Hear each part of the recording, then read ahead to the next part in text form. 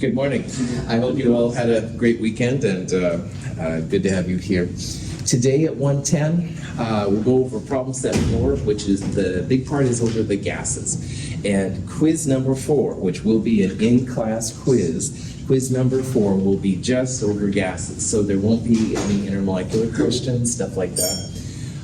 You'll turn in the molar mass volatile liquid lab, the rough draft of the class presentation paper is due, and we'll start the linear regression / crystallography lab. If you have a printed copy of this, it will definitely help you before thing.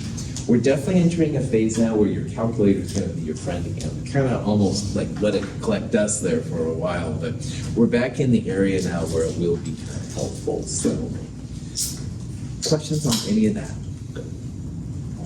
All right. To understand how solids turn to liquids, liquids turn to gases, gases go to liquids, et cetera, we need to understand intermolecular forces. And these are forces between two molecules of the same compound or element. So in this picture right here, we've got some water molecules. Water has inside intramolecular, which is like molecule inside. So that would be covalent bonds in water's case. If it was NaCl, it would be ionic, stuff like that. However, these are intermolecular, which means between two molecules. Remember when you have liquid water and you heat it up, turns to steam, it's still H2O. And you take that same liquid water and you freeze it in the freezer, it's still H2O. Obviously, ice is different than liquid water, and those are both different than steam. So the relationship isn't making the O's and H like break apart, it's how they interplay with each other. And that's what we're kind of getting into. So we're going to go over today these forces up here on the table. And on Friday, we talked about the ion dipole force. That was a force between something ionic, i.e. something with a charge, and something that is polar. In this section, remember polar and dipole, same thing. Dipole is a measurement of polarity. If something doesn't have a dipole, it's nonpolar. So ion dipole would be like Na+ in water. It would be the chloride ions in water, stuff like that. Anything that has a charge in something that's polar. We also talked about the dipole-dipole force, which is when two polar things come together. So for example, you could have acetone coming together with ethanol. You could have water with diethyl ether, all right? Any two polar compounds coming together is dipole-dipole. There is, though, a special version of dipole-dipole called hydrogen bonding, which is super important. And hydrogen bonding is when you have a hydrogen connected to an atom, which is N, O, or F. So if you have, for example, HF, or if you have HO, like this case in water, HO is for both of them. You could have an HN in like ammonia. This is like supercharged dipole-dipole. And there's some really interesting things that happen because of hydrogen bonding. And a lot of the forces that you'll look at in biology, for example, are due to hydrogen bonding. It keeps DNA together, it kills things with water, stuff like that. On a practical level, one thing that's really wild about water is that water's intermolecular forces are so strong that you see a break in the densities between liquid water and solid water, ice. And that's very unusual, all right? Most compounds you do see a change in density, but it's more linear, all right? It goes kind of straight down. And for water, there's actually this break, which is just totally wild. Having an ice cube float on water is a result of this. And it's very unusual, all right? There's only a couple of compounds that are known where the solid phase is less dense than the liquid phase. Remember that things that are more dense go to the bottom, things that are less dense go to the top. So ice cubes floating on water means that the ice cube has a smaller density than the liquid water. And that's very, very unusual. It's kind of a cool thing about water. Ice is held together as a solid by hydrogen bonds. When ice melts to liquid water, the regular, relatively open structure of ice collapses. Liquid water can be more efficiently packed and denser than ice. So again, because oxygen is connected to a hydrogen, that's where this supercharged dipole-dipole force kicks in. You'd have the same thing with a nitrogen connected to a hydrogen, or even a fluorine connected to a hydrogen. But if you had, for example, chloride right here, chloride is not NO or F, no hydrogen bonding. You could still have regular dipole-dipole, but you wouldn't have this special version of hydrogen bonding. Questions on that? A plot of the boiling points of the group 6A hydrogen compounds shows a trend. Based on this trend, we would expect the boiling point of water to be here. In reality, H2O's boiling point is much higher. This is a consequence of water's stronger hydrogen bonds. This actually shows how important this crazy hydrogen bonding is. Boiling points are shown on this graph, and more or less, all else being the same, as your molar mass goes up, your boiling point goes up. So what we have here are the group 6A chalcogens, all right? Tellurium's at the bottom, selenium, sulfur. And so you can see there's kind of like a curve. So in theory, water would be probably down here for a boiling point, all right? And that would be close to minus 100. But instead, as you probably know, water boils closer to positive 100 degrees, way higher than this guy right here with tellurium. And the reason that people think that this happens is, again, water makes those hydrogen bonds, and it takes a lot more energy to break those bonds apart than it does with dihydrogen telluride or dihydrogen sulfide. So man, hydrogen bonds are pretty cool. Again, we'd expect the trend to go down here if it was only based on molar mass. All of these are polar. They'll be tetrahedral / bent, stuff like that. But water has this extra special hydrogen bonding, so it kind of supercharges it outside of it. This graph shows the group 6As with water up there, and you can see how there's a spike. But notice here how it also shows the hydrogen halogen, so HI, HBr, HCl, and again, more or less kind of going down. But when you get to HF, F is one of the magic ones over here, HF spikes as well, and it's quite a bit higher than the other bigger molar mass things. Here's ammonia, a nitrogen hydrogen, which also has a hydrogen bonding. Here's PH3, AS3, SBH3, and they're high, but man, NH3 with a very small molar mass compared to some of them is a lot higher. Now, in group 4, which is carbon, we don't see that. This is what we would expect, kind of a slow downward, kind of somewhat curvish thing and stuff. And obviously then methane, CH4, is right down here.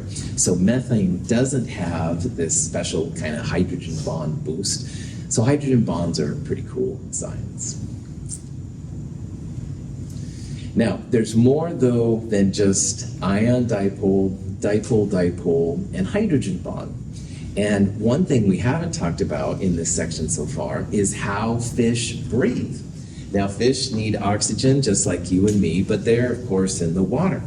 And oxygen is the first example we've seen of something that's completely nonpolar, all right? The oxygens are pulling equal but opposite, so there's no net positive or negative side. So what happens to get oxygen into the water is that, in this case, water is forcing the iodine to become slightly polar. It's inducing a dipole on something that normally doesn't have a dipole. So here's like the before picture. Here's oxygen, they're each pulling equal but opposite, really strong. But water starts to get close. And what happens is, probably the negative side of the oxygen, pushes against those electrons. And when electrons push, they try to get away from each other. So oxygen pushing pushes some of the electron density to the far side. Water has induced a dipole on something which shouldn't be polar. All right, it's induced a dipole on oxygen. So the punchline here is that if you are ever asked what the intermolecular force is, and there's something that's non-polar, like O2, and something that's polar, like water, like an alcohol or whatever, that's going to be what's called the dipole-induced dipole force, DID. I'm going to use ideal because that's way too many syllables for my lazy chemist side. But induced dipole just means non-polar in this kind of argument, okay?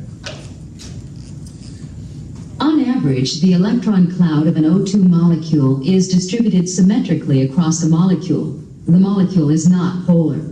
A water molecule, which is polar, repels the electron cloud, causing it to be asymmetrically distributed and thereby induces a dipole in the O2. This shift allows O2 to be weakly attracted to the water molecule. So in this case, it showed the little blue, and the blue is the electrons around the O2. And you got just as much blue on the left and the right initially, and that means it's nonpolar. But when water comes over and kind of bosses it around, if you will, in this case, the negative side of the oxygen, which is the negative dipole, pushes the electron density away, because electrons don't want to be close to other electrons. So you end up with a slight positive side and a slight negative side on the oxygen, which was nonpolar. So this is the dipole-induced dipole. And the fish appreciate it because the oxygen gets down to them.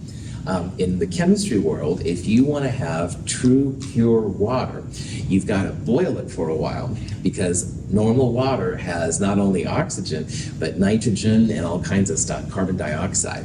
So if you really, really, really want to have pure water, you should boil it for a while to get rid of all the gases inside. And this is something as a chemist I've done a couple times. Thanks, dipole-induced dipole. Anyway, questions? Okay. If you've ever been in a medical facility, sometimes they treat places with a kind of yellowish, orangish solution, and that's essentially a type of iodine that's being dissolved in ethanol. This isn't drinking ethanol, but it is the same family and stuff. But anyway, the iodine is nonpolar as well. And alcohols have the OH, which is a very, very polar group. So this is another example of something polar, ethanol, something nonpolar, iodine. This is another dipole-induced dipole. So the iodine, which is normally very symmetric and nonpolar, the negative side of the oxygen pushes the density away from it. A dipole is induced in something which didn't have a dipole, and that's what allows then the iodine to get inside. They can be swapped. Okay. The weakest of An iodine molecule has, on average, an electron cloud that is symmetrically spread over each iodine atom. I2 is not polar. The attractions or repulsions between the atoms of I2 molecules can distort their electron clouds. Dipoles can thereby be induced momentarily in neighboring molecules.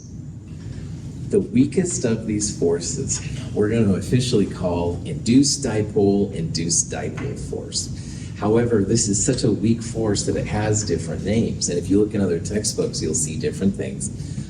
London dispersion force is the same thing, sometimes called London forces. You can also call them Van der Waals forces. But officially, what I'm going to use is the IDID, induced dipole. And the only thing you need to know is that if you have two nonpolar species and they want to make a liquid or a solid, they have to somehow start sticking together.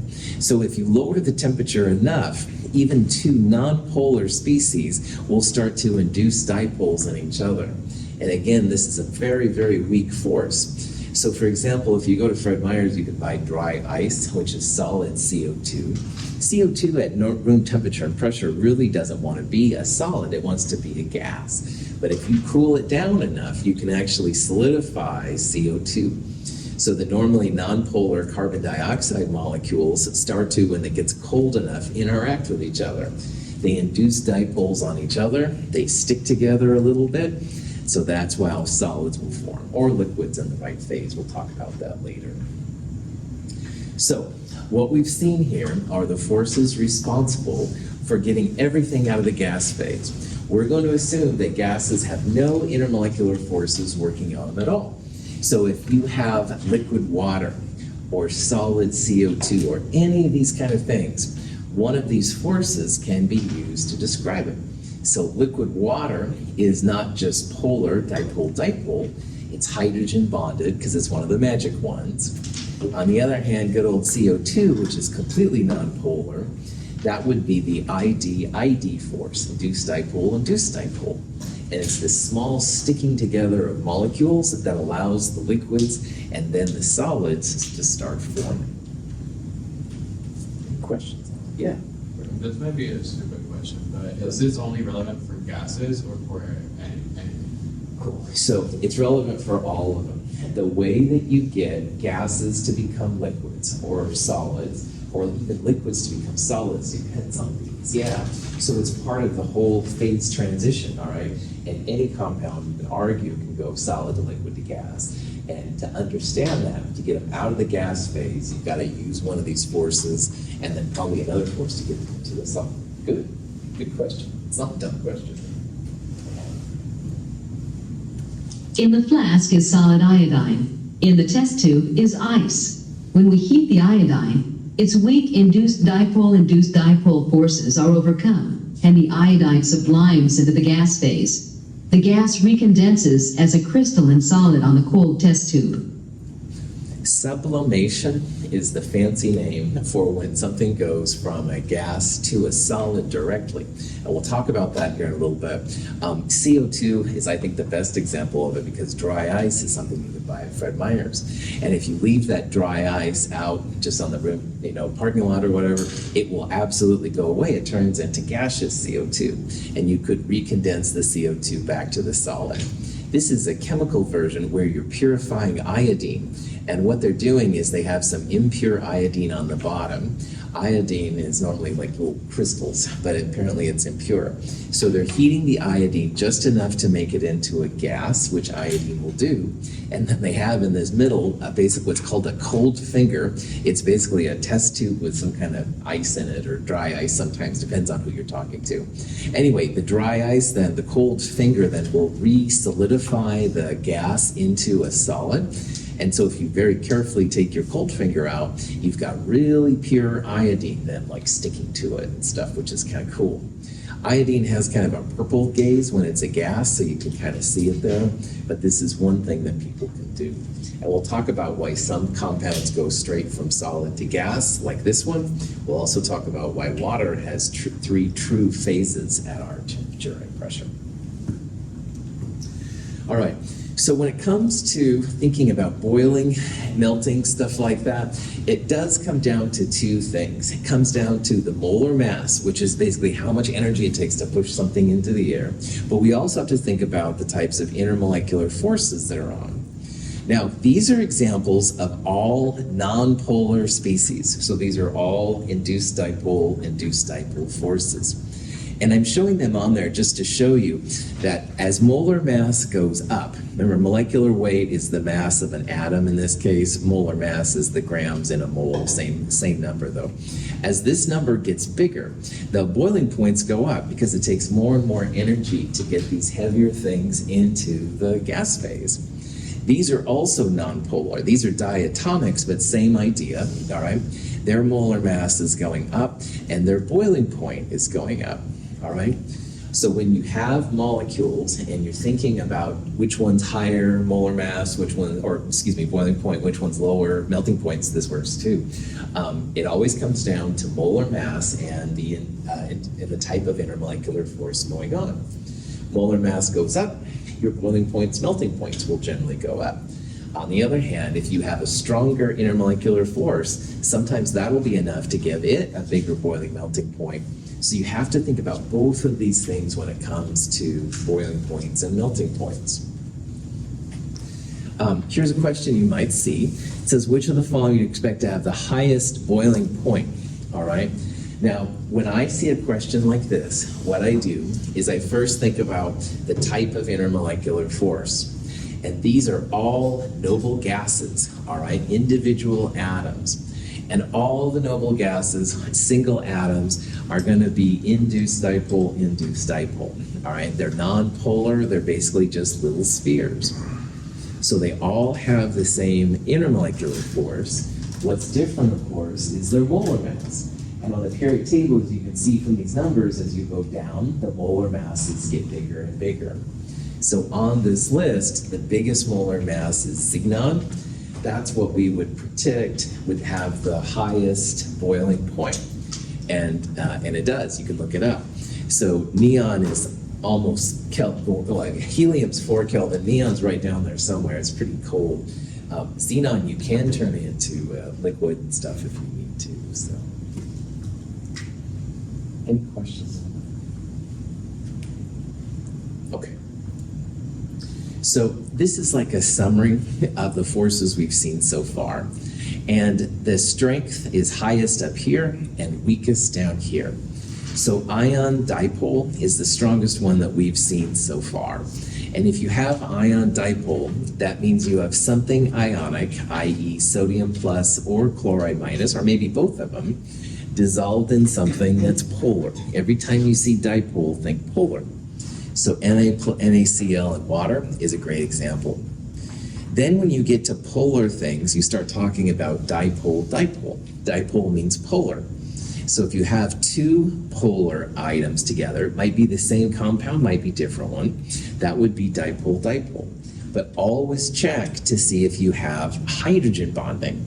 Now hydrogen bonding is like supercharged dipole-dipole, and it only happens when N, O, or F are connected to hydrogen. Then all of a sudden dipole-dipole goes wild. It makes water boil so much higher than all the other chalcogens in its list, even though it's a smaller molar mass. Super-powered dipole-dipole. The fish breathe in water because of the dipole-induced dipole force. Dipole means something polar. Induced dipole means something non-polar. So if you have water, which has a polar, which is polar, it has a dipole, and you have oxygen, which is non-polar, i.e. induced dipole, they can actually form bonds together and all that kind of stuff thanks to the dipole-induced dipole force. And then the weakest of all of them is when you have two non-polar things together. I'm calling it induced dipole-induced dipole. In this table it's dispersion, London dispersion, van der Waals, all these things are the same. But anyway, that would be for things which are truly non-polar. And you can talk about how the boiling points, melting points, etc. change for non-polar things using this induced dipole force. Now, today in lab, we're going to talk about the ion, and metallic forces. And those are stronger many times over than any of these right here, at least usually, all right? So there is a stronger one than ion dipole, and we'll talk about it in this chapter, but just kind of think about that in the back of your minds. Questions? Okay, so potassium chloride dissolves in water. Potassium chloride is no salt at Safeway and stuff like that. But anyway, the question here is what kinds of intermolecular bonds are formed, i.e. what kind of intermolecular forces do you have? And how to answer this question is to analyze the compound or compounds that are coming together. So KCl, would you call that non-polar, polar, or ionic? Ionic, well done, that's right. K plus, Cl minus, positives, negatives coming together, metals and non-metals, that's going to be ionic. Now, water, same question. Induced dipole nonpolar, dipole polar, or ionic?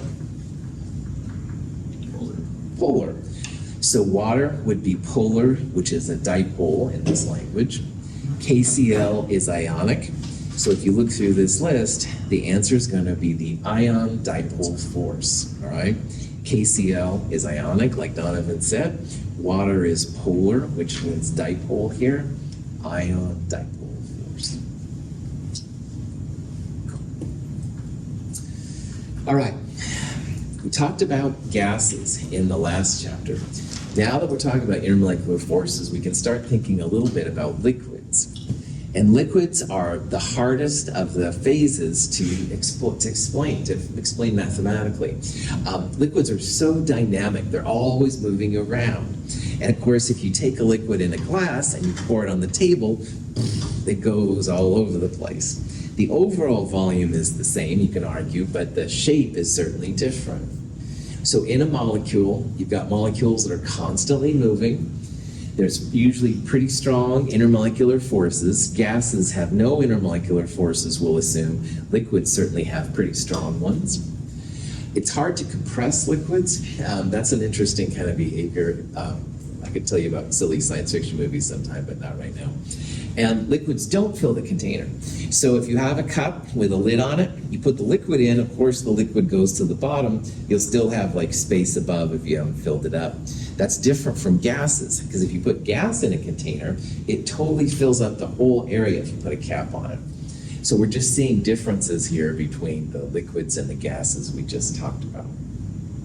According to the kinetic molecular theory, the molecules of a solid are locked in place, though they have motion. Molecules of a liquid are closely associated with each other, but move relative to one another. Molecules of a gas move independently and occupy a much larger volume than those of a corresponding liquid or solid. If you just look at these three animations, the gas, they're all over the place, all right? And the liquids, they're moving, but they're a lot closer than the gas. And of course, solids are the most rigid of all. And now that we've gone through some IM forces, you can hopefully see why. No intermolecular forces are acting between the liquid molecules. They're all over the place. This one doesn't care at all about that one. Definitely some IM forces, though, in liquids. That's what holds them together, all right? They're not as strong as solids, which are the hardest, most the most intense, it's a Monday, most intense intermolecular forces, all right? They don't move as much by any means, but that's why liquids and solids are different than gases. It's intermolecular forces. Liquids are weaker intermolecular forces than solids, but that's what keeps the liquids together. Questions on that? Okay, now turning a liquid to a gas and turning a gas into a liquid, then we're going to have to break the intermolecular forces to turn a liquid into a gas. On the other hand, if you turn a gas, a vapor, back to a liquid, now the intermolecular forces are made again.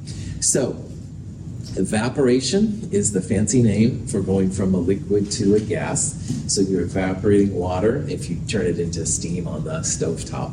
On the other hand, if you take that gas water and you turn it back into a liquid, you're condensing it. So condensation is turning a gas into a liquid. But what's really interesting for chemistry here is we can now start thinking about the energy.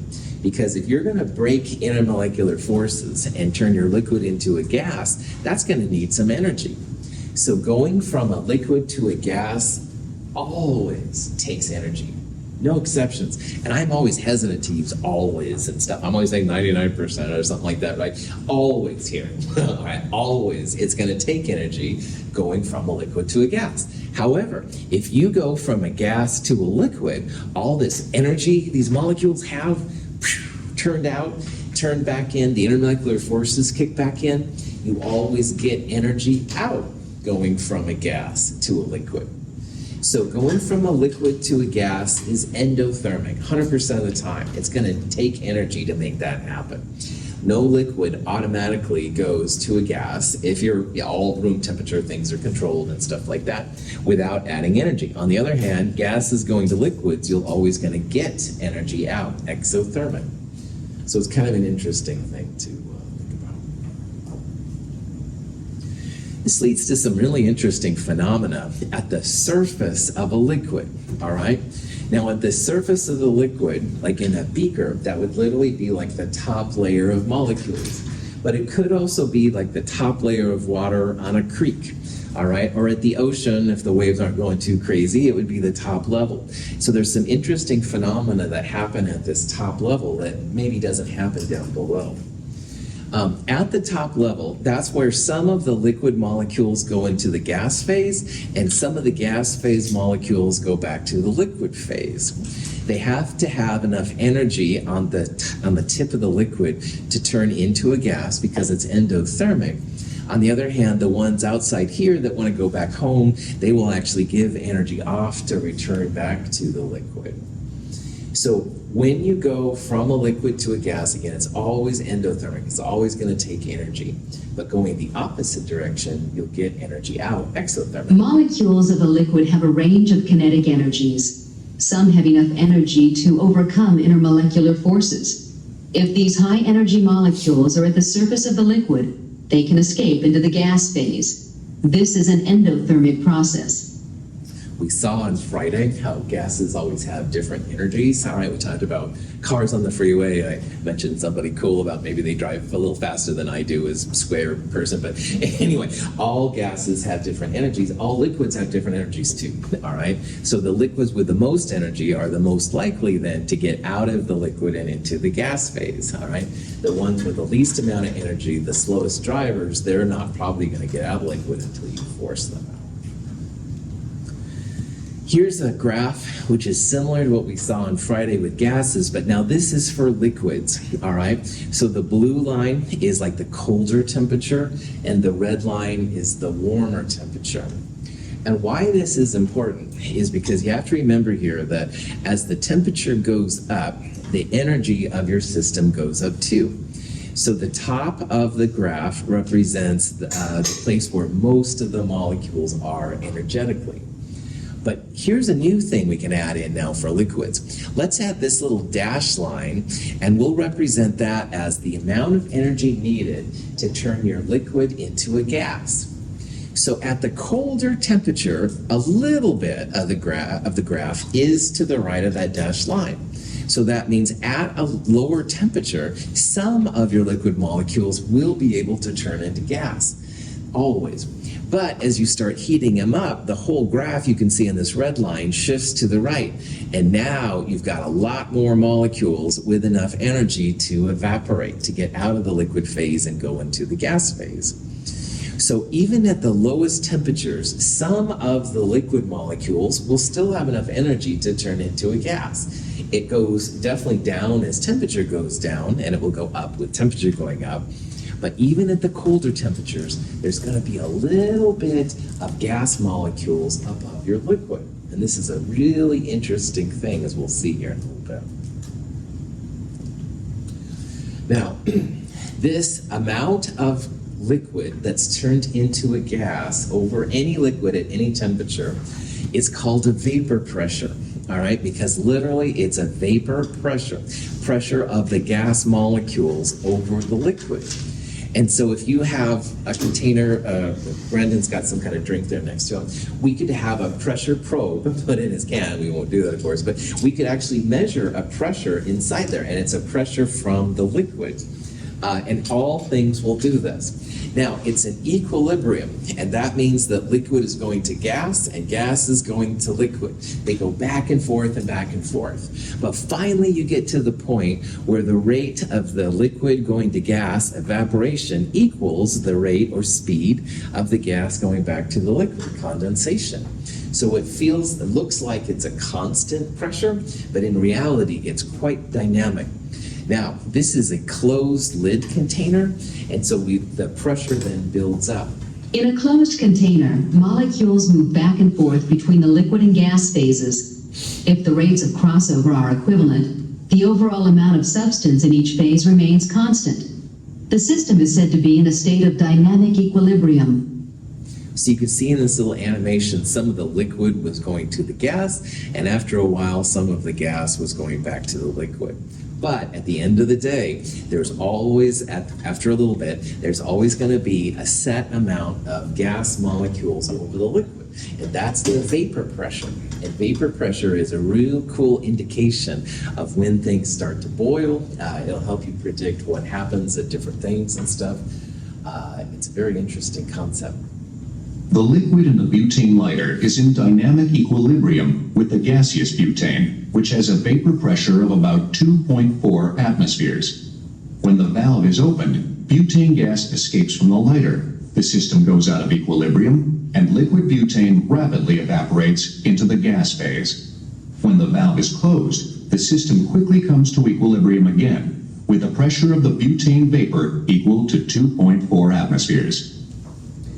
I went to see Depeche Mode in Portland in November, all right, yes, but the weird person, Mark on late, but anyway, it was a cool concert. But anyway, what was fascinating to me, though, is that at the end, everybody had their cell phones on, and they had their lights, their, flashlight kind of parts on, stuff. Yeah, I remember, seeing something like that in another concert where you wave, your phone around. Totally. And it's supposed to be, a modern-day version of waving or having a lighter out. exactly what I was thinking. That a lot. In my day, last year. So anyway, whatever. In the old days, cigarette lighters were used. Yeah, and people would light them up, man, and oh yeah, that was cool. And, just say no. But anyway, it's a cool alternative, honestly. But I thought that was anyway. No problem. If you still use cigarette lighters for lighting candles or incense, I'm sure. Anyway, cigarette lighters work on this vapor pressure phenomenon. And inside here, you've got some butane, and butane is pressurized into a liquid, all right? So it's kind of cool. Next time you see a cigarette lighter, butane's normally a gas, but they pressurize it into a cigarette lighter, so the liquid is pressurized gas, i.e. a liquid. Pretty cool. But anyway, I digress. When you're ready to use the cigarette lighter to light your candles, you do the thing and a spark happens. The vapor over the liquid is what comes out, all right? And it catches on fire, creates the flame.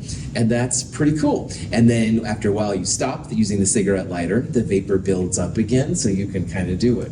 So this is a great indicator of how this stuff works. It's always about the pressure over it that comes out. The liquid itself isn't necessarily coming out, it's more about the pressure. But yeah, cigarette lighters are actually a pretty cool indicator of how this stuff works.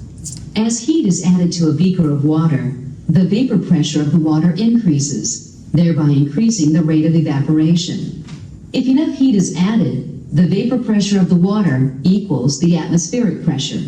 At this point, large bubbles of vapor begin to form in the liquid, and the liquid boils. Telling you all my personal stories this morning, apparently. My mom and I once got into a discussion about how water always boils at 100 degrees Celsius. And I was like, after you'll see this, I said, no, it doesn't. And oh, yes, it does. So she came to a demo once with another chemist here at Mount Hood. And she goes, oh, wow, water really doesn't boil. And I was like, oh, man, I'm a PhD in chemistry, but prop that back on. I apologize. This is way too many personal stories this morning. But anyway. Yes, you can make water boil outside of 100. Now, we are so used to water boiling at 100 and freezing at 0. But you can mess with the pressure, and you can make things boil and or freeze, as we'll see, at different values. So this is a graph showing what happens if you start playing with the vapor pressure, all right?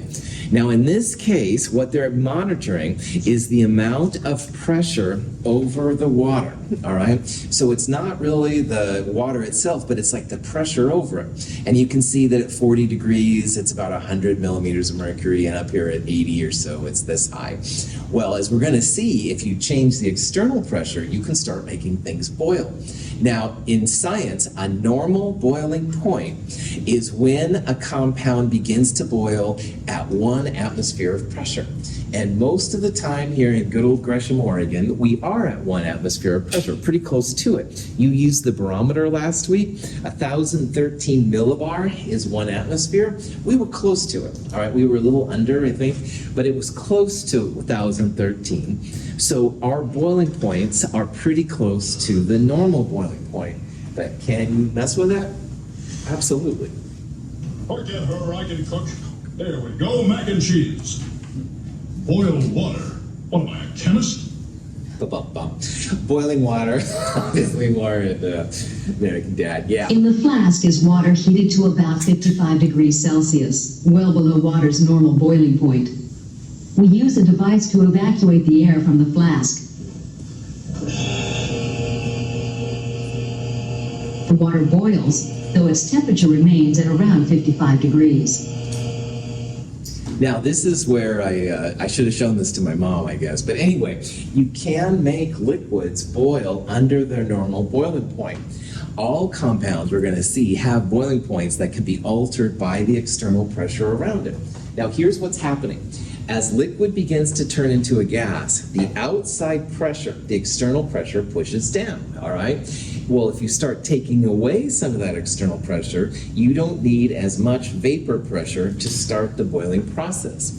So in chemistry, if you have some kind of solute that's very temperature dependent, but you've got to get rid of the water, i.e. you can't go up to 100, you can lower the pressure. And that's what they did in this. They took one of those round bottom flasks and they just lowered the pressure so it started to boil a lot under 100. So you can save your solute and do cool things, Dave. Well, kind of answer my question. Oh, I was okay. gonna ask, like, in places like Denver, the way higher up, they have less pressure, so water will boil at low temperature there, right? Nailed it, that's right. And in places like Death Valley, which are below zero elevation, you can actually make water boil higher than 100. So they have higher pressure, so it takes more. Yeah. Good. So it's easier to boil water. Yes, and you have to make sure that the suits that people wear are pressurized. We're made of water, man. It starts to boil out, you know, you go outside and stuff. Absolutely. Cool. Science is cool. Here's a cool use too. Heating the liquid water converts it to a gas, which pushes molecules of air out of the container. The inverted can traps the gaseous H2O when we place the can in cold water. The temperature change converts the gaseous water into liquid water, which occupies a much smaller volume. The can is crushed by the pressure of the atmosphere. Let's say Brendan's done with his drink. We take his can down, put just a small amount of water in, and get it really hot, all right? So the liquid molecules are turned into gas. It forces the atmospheric pressure out. So the inside of Brandon's can is just gaseous water. Well, then we tilt it upside down, put it in cold water. All of a sudden, all that gas recondenses to a liquid. No external pressure. The external pressure from the outside pushes then on the inside, crushing your can. It's kind of a cool effect. It's kind of cheesy, of course, but if you know science, it works really well. But that has huge implications. Now, these are from a website, which I don't think is there anymore. But anyway, these are big, like, I don't know, liquid-containing train containers, all right? And they were quote-unquote empty, all right, just a little bit of stuff inside. And what happened is someone put some cold water on a day when maybe they shouldn't have, and whatever gas or liquid, whatever was inside there, recondensed to a liquid. Pink slips. No science. Yeah, chemistry.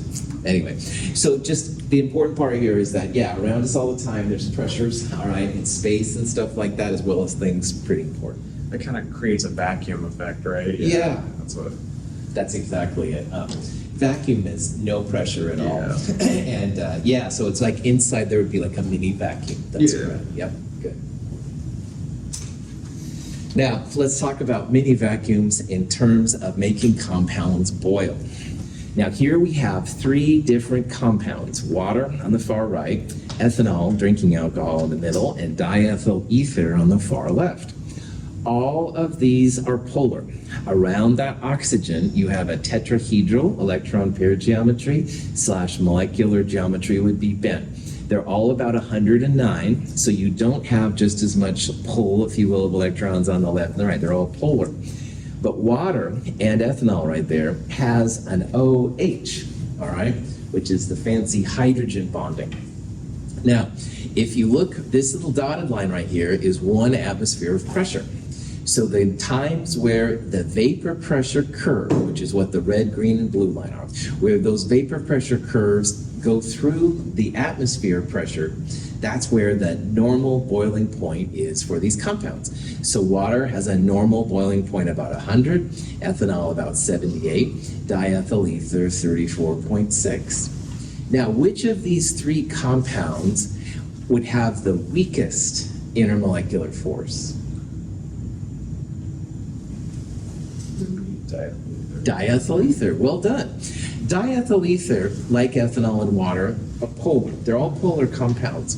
But diethyl ether's oxygen is connected to carbon.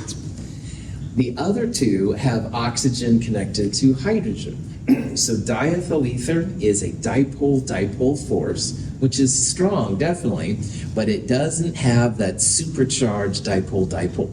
Ethanol has 1 OH, water has 2 OHs, so it's even more powerful than ethanol. So, just like if you can stare at it, would this be true if you can count whatever has the most H's attached to it for like quick glance would be the strongest? It's a little more than that, man. If your hydrogen is connected to N, O, or F, you've got the dipole-dipole, all right? This one has the most hydrogens of all, and it's the weakest of them, all right? Yeah, I meant connect to like the O, F, or N. Now I like what Yeah, you're saying. sorry. You bet. No, no, I was no. generalizing it. I'm glad you're visualizing it and seeing what's happening in your mind. So like, I know this wouldn't happen, but like, if like, well, I guess it says, if it's NH4, you know, then be like, that's the strongest of all, because there's 4. Cool. The hydrogen bonding, this isn't something we were going to talk about, is held by lone pair of electrons. And what makes water so cool is it has 2 OHs and 2 lone pairs. So ammonia, NH3, has 3 NHs, 3 hydrogen bonds, but it's not as effective, they feel, because it only has 1 lone pair. And that's something we didn't talk about, Donovan, but that's another little player in the background. But what's more important here than anything, all right? All of these are polar. This one has the biggest molar mass, and this one has the smallest molar mass. And earlier I said this big song and dance about molar mass goes up, boiling points go up. We're not seeing that at all here, because this is the biggest molar mass, lowest boiling point. This is the smallest molar mass, highest boiling point. So what we are seeing here are changes to the intermolecular forces. Dipole is strong, but it's not as strong as hydrogen bonds, so these are both to the right. And water has multiple hydrogen bonds, while ethanol has just 1. So we can help that explain here what's going on in the normal boiling points. Okay, so these vapor pressure curves show all the conditions of pressure and temperature where you have liquid and gas. So for example, let's say you are at 200 millimeters of mercury. Anything to the left of the red line means that diethyl ether would be a liquid. But anything to the right of the line for diethyl ether at that pressure, it's going to be a gas. Same thing for water. To the left here at 400, it would be a liquid. To the right here at 400, it would be a gas.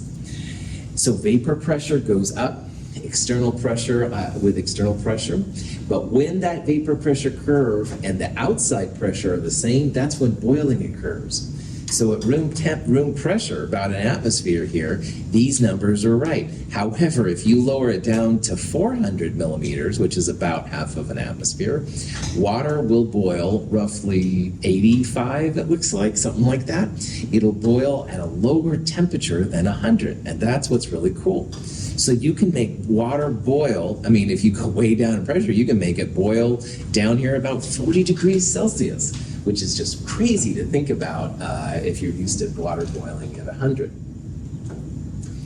The normal boiling point is what's listed for compounds. When you hear that caffeine has a melting point or some compound has a boiling point, they're talking about at 1 atmosphere pressure, all right? But you don't have to have a compound boil at 1 atmosphere or have a freezing point at that one. The vapor pressure absolutely has a dependence on intermolecular forces as well as molar mass. In this graph, it's really cool to see how as you get stronger intermolecular forces, the boiling points go up. But remember in the back of your mind that, yeah, it's totally about not only intermolecular forces, but also the molar mass. Generally, molar mass goes up, your boiling points go up. But we're seeing the opposite of that here because of these tweaked intermolecular forces going on in these compounds. Questions on any of that? Okay, so here's a question that you might see something like it. Here's 3 different compounds: methanol, methane, and hydrogen. And it says on the relative strengths of their ion forces have the predicted order of decreasing boiling points. So decreasing means strongest boiling point at the top and smallest boiling point at the bottom. Well, if you look at these compounds, all right, one of them is polar and the other 2 are non-polar. Which one is polar?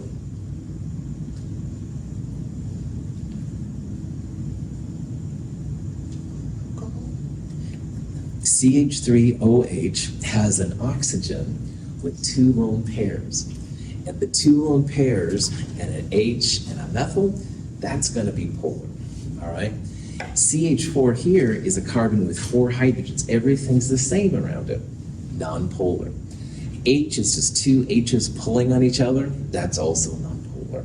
So methanol is going to have the strongest intermolecular force. So you can almost always put that as the highest boiling point first, all right? So CH3OH will have the highest boiling point. Now, these two, though, are both going to be nonpolar. They're going to be induced dipole, induced dipole. If they're the same force, then I would look at the molar mass. Biggest molar mass usually has a higher boiling point, and smaller is lower. CH4 is about 16 grams per mole. H2 is about 2 grams per mole. So this has a lot more mass per mole than H2 does. I would predict that methane would be second, and this one would be the lightest one. And that's truthfully what people see.